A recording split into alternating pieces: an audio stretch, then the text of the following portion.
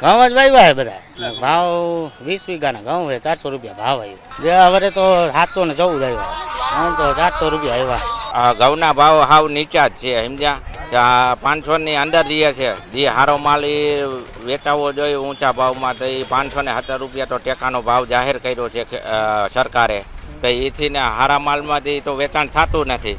ખેડૂતને તકલીફ એમાં, આમાં ભાવ ન મળે તો ખેડૂતને ઘણી તકલીફ પડતી હોય છે સમજ્યા. મારે 30 વીઘામાં ઘઉં છે, ભાવમાં હાવ નીચા ભાવ છે સમજ્યા. એટલે ટેકાના ભાવ 517 રૂપિયા છે. તો એથી હારો માલ હોય એ ટેકાના ભાવ એ તો એથી તો ઉપર વેચાવવું જોઈએ ને, તો એથી નીચે હાવ વેચાય છે. આમાં સરકારને થોડુંક ધ્યાન દોરવું જોઈએ.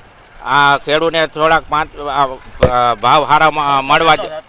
ખર્ચો તો ઓછામાં ઓછો 4-5 હજારનો ખર્ચો થઈ જાય.